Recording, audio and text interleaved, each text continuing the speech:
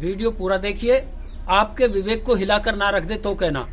नमस्कार मित्रों, मैं हूं ज्ञानी जी और ज्ञानी जी योग प्राणायाम चैनल में आपका अपार सम्मान करता हूं। चैनल को अभी सब्सक्राइब कर लीजिए, बाद में आप वीडियो की गहराई में चले जाएंगे और आपको सब्सक्राइब करने का ध्यान नहीं रहेगा।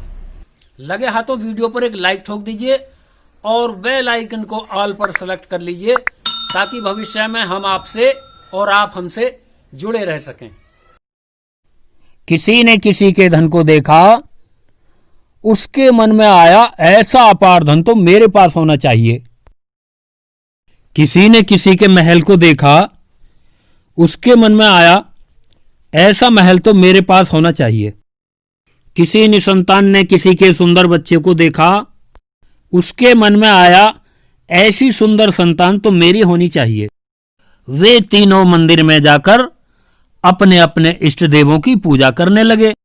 उपकरण कितने भी हों, चलाती तो सबको विद्युत पावर ही है ना। चौथे व्यक्ति ने जब उन्हें रोज इसी तरह की भक्ति करते हुए देखा, उसका मन भी भक्ति करने के लिए प्रेरित हुआ। तीनों भक्त अपनी कामना के साथ नित्य अपने अपने इष्ट देवों की पूजा किया करते थे। चौथे भक्त के मन में कामना का कभी विचार ही नहीं आता था। जिसे धन की लालसा थी, वो भी अपने इष्ट देव के सामने पूर्ण समर्पित होकर प्रार्थना किया करता था, लेकिन भाषा धन की ही बोलता था। उसकी भाषा के कारण उसका समर्पण क्षीण होता रहता था। ओम धनम प्राप्ताय नमः, ओम धनम प्राप्ताय नमः, ओम धनम प्राप्ताय नमः, ओम धनम प्राप्ताय नमः, ओम धनम प्राप्ताय नमः, ओम धनम प्राप्ताय नमः। जिसे संतान की लालसा थी, उसने भी अपने इष्ट देव से प्रार्थना की। ओम पुत्रम पुत्रीम प्राप्ताय नमः, ओम पुत्रम पुत्रीम प्राप्ताय नमः, ओम पुत्रम पुत्रीम प्राप्ताय नमः, ओम पुत्रम पुत्रीम प्राप्ताय नमः, ओम पुत्रम पुत्रीम प्राप्ताय नमः। भक्ति भगवान की, भाषा संतान की और ध्यान माया में। समर्पण तो हुआ परंतु व्यर्थ। इसी तरह यह भक्त भी भगवान के आगे नतमस्तक तो होता था, परंतु भगवान को चलाना अपनी मर्जी में चाहता था। अधिकतर लोग अपनी अपनी भाषा में ही भक्ति करते रहते हैं। इस भक्त ने भी अपनी भाषा बोलना शुरू कर दिया। ओम किला मैलम प्राप्ताय नमः, ओम किला मैलम प्राप्ताय नमः, ओम किला मैलम प्राप्ताय नमः, ओम किला मैलम प्राप्ताय नमः, ओम किला मैलम प्राप्ताय नमः। जैसा जो भक्त मांगता है ना, भगवान देर सवेर दे ही देते हैं। इस भक्त ने भी सोचा भगवान सबको दे रहे हैं तो मुझे हमेशा के लिए अपना क्यों नहीं बना सकते। दिन भर अपने परिवार के भरण पोषण के लिए कड़ी मेहनत करता, परंतु स्मरण भगवान का ही रहता। वह दुनिया की परवाह से बेखबर होने लगा। यहां तक कि उसे सपने भी भगवान के आने लगे, क्योंकि उसे वैराग्य जो हो चला था। अब उसे भगवान में प्रगाढ़ता होती जा रही थी और दुनिया से अरुचि होती जा रही थी। दुनिया के काम काजों में विशेष रुचि न लेने के कारण लोग उसे पागल समझने लगे थे। लोग तो वेशभूषा बदलकर दिखावा करते हैं, पर ऐसे भक्त लोग तो भगवान की राह को पाकर भी किसी को कानों कान खबर तक नहीं होने देते, और उनकी अंदर की अवस्था से अनभिज्ञ लोग उन्हें पागल समझने की भूल कर बैठते हैं। जबकि ऐसे तत्वदर्शी लोग भगवान की यादों के बीच ही अपने परिवार के साथ गृहस्थ के भरण पोषण के लिए मेहनत में जुटे रहते हैं, अथवा नियमानुसार सुबह शाम भगवान का भजन किया करते हैं। ऐसे भक्तों को मंदिर जाने की भी परवाह नहीं हुआ करती। वो तो बस अपने पाक साफ हृदय को ही भगवान का मंदिर समझ लेते हैं। लेकिन होता कुछ यूं है, दिल के मंदिरों में नहीं राम बसा है, प्राण और ध्यान में बस काम बसा है। फुर्सत मिली तो महफिल सजाई, महफिलों में अब तो सिर्फ जाम बसा है, दिल के मंदिरों में नहीं राम बसा है। ये भक्त जहां भी होता, जिस हाल में भी होता, संध्या का समय होते ही काम छोड़ देता और संध्या के लिए एकांत की खोज में निकल पड़ता। वह विशेष सफाई की भी जरूरत नहीं समझता था। बस थोड़ी सी साफ जगह देखता और कूड़े करकट में ही कपड़ा बिछाता और संध्या पर बैठ जाता। संध्या के समय उसके मन में दुनिया का कोई विचार नहीं आता था, अर्थात संसार में फैले मन को अपने अंदर स्थापित करके अनहद नाद की धुन को सुनता। उसे क्या पता था कि आज तो कुछ अलग ही होने वाला है। जैसे ही वह ध्यान में बैठा, लग गई समाधि। जब उसे अंदर ही अंदर कुछ अजीब सा महसूस हुआ तो उसने समाधि से बाहर आकर उठने की चेष्टा की और उठने से पहले ही पीछे की तरफ लुढ़क गया। कब समय पूरा हो गया उसे पता ही नहीं चला और निकल गई उसकी जीवात्मा शरीर से बाहर। जिस शरीर पर आदमी इतना घमंड करता है कि मैं कितना सुंदर हूं, मैं कितना धनवान हूं, मैं कितना ताकतवर हूं, मेरी पद प्रतिष्ठा बहुत ऊंची है, जीवात्मा शरीर से बाहर निकलने के बाद खुद अपने शरीर को ही छू तक नहीं पाता। क्या देख रहे हो भगत? आओ हमारे ज्योतिपुंज में समा जाओ।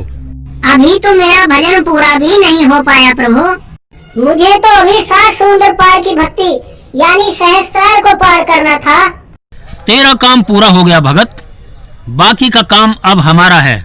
लेकिन प्रभु मेरा मन तो अभी साधना से भरा नहीं। मन कभी भी किसी का किसी चीज से नहीं भरा करता।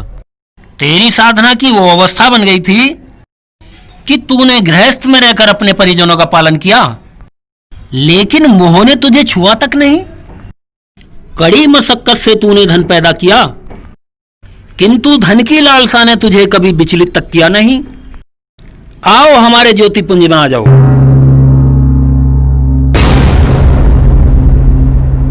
उसके 10 प्राण विसर्जित हो गए, 5 तत्वों में चले गए और आत्मा परमात्मा में सदा के लिए विलय हो गई।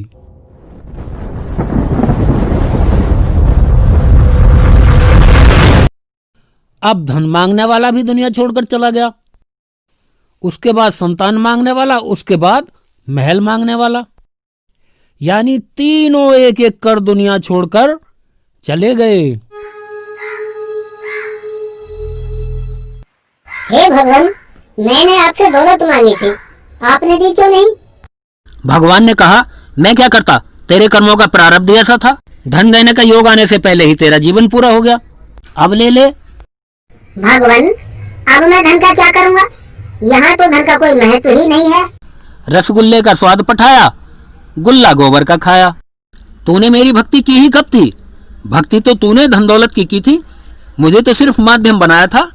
धन तो तुझे अब लेना ही पड़ेगा, तुझे सांप बनाकर गड़े धन पर भेजता हूँ। नहीं नहीं भगवान, सांप के रूप में वो गड़ा धन मेरे किस काम आएगा? मुझे माफ कर दो भगवान, मुझे धन नहीं, आप चाहिए।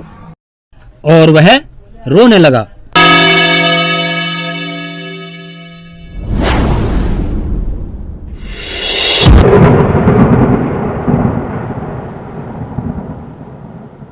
और पहुंच गया उस गड़े धन के ऊपर जो उसके किसी काम का नहीं। अब तो धन के ऊपर बैठा सर्प तड़प तड़प कर पछतावा करने लगा। इस अमीरी से तो मेरी गरीबी ही ठीक थी। कम से कम 2 वक्त की रोटी कमाकर बीवी बच्चों में बैठकर चैन से तो खाता था। ना खाने को रोटी है, ना पीने को पानी है, ना सोने को चारपाई है। वहां से ज्यादा बेचैनी तो मुझे इस धन को प्राप्त करके हो रही है। मुझे पता होता कि धन मांगने पर सर्प बनना पड़ेगा तो कदापि धन नहीं मांगता। जितना भगवान ने दिया था उसी में संतोष कर लेता। हे भगवान, अब मैं क्या करूं? इस धन को खाऊं, ओढ़ूं या बिछाऊं? मैंने तो तुझे इंसान बनाकर जन्म मृत्यु से बचने का सुनहरा अवसर दिया था ना? तूने उसका महत्व समझा ही नहीं। लग गया दुनिया की अस्थायी चमक धमक के पीछे बावली काटने। उस समय तो भगवान बीवी बच्चों के पालन पोषण के लिए धन की बहुत जरूरत थी, इसीलिए तो मैंने धन के पीछे बावली काटी। क्यों, जलचर पक्षी नहीं होते हैं? जल में तैरकर अपना भरण पोषण करते हैं। बीवी बच्चे उनके भी होते हैं, अपने बच्चों का चुग्गा भी जल से ही ले जाते हैं। मजाल है जो डुबकी लगाने के बाद भी पानी उनके पैरों को छू जाए। तू तो माया के भवसागर में ही डूबा रहा, कभी मुझ तक आने की चेष्टा ही नहीं की। तूने धन मांगा था, मैंने दे दिया। अब मैं क्या करूं? जैसा किया भुगतना तो पड़ेगा ही।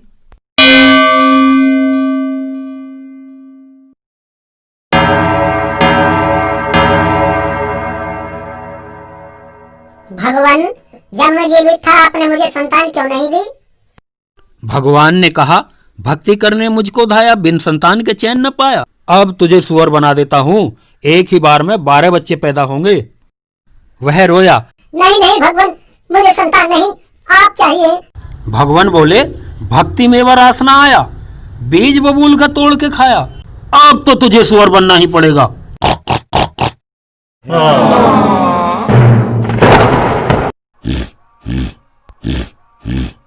मैं भूखा हूँ, मुझे खाना दो भगवान, मुझे बहुत जोर की भूख लगी है। भगवान बोले, भिष्टा खा ले। भिष्टा? छी छी छी, मैं तो नहीं खाऊंगा भिष्टा। आदमी को खिला दो इसे। आदमी तो मेरी बिना आज्ञा के ही भिष्टा खा जाता है। कैसी बातें कर रहे हो प्रभु, आदमी और भिष्टा खा ले? हाँ हाँ, जब तू आदमी था तू भी तो भिष्टा खाता था, खाना तो पड़ेगा ही। भगवान ने मुझसे झूठ बोला, जब मैं आदमी था मैंने कब भिष्टा खाया? क्यों, सुअर का मांस नोच नोच कर नहीं खाया करता था तू? लेकिन वो तो मांस था भगवान। अरे ये तो भिष्टा खा कर ही तो सुअर में मांस बढ़ता है।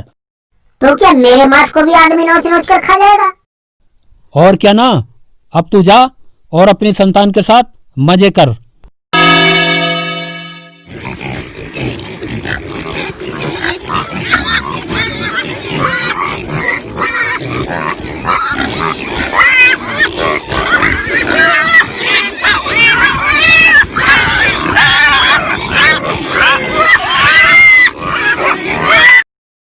अब महल मांगने वाले की जीवात्मा भी परमात्मा के द्वार पर जा पहुंची। भगवान, मैंने महल मांगा था, आपने मुझे महल क्यों नहीं दिया?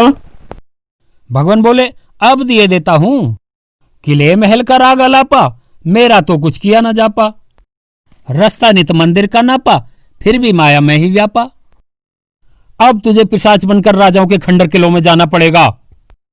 नहीं नहीं भगवान, मुझे नहीं चाहिए किले महल। अब तो आपके सिवा सब कुछ फीका नजर आ रहा है भगवान। अब तो कोई महत्व ही नहीं रह गया है दुनियावी माल खजाने का। इंसानी शरीर रहते तेरे पास मौका था, अब कुछ नहीं हो सकता। अब तो तुझे पिशाच बनना ही होगा।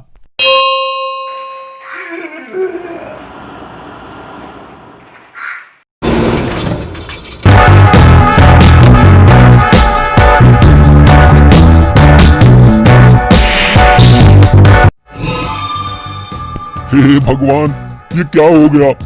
मेरे हाथ, मेरे पैर, मेरा रूप, कितना भयानक हो गया मेरा चेहरा।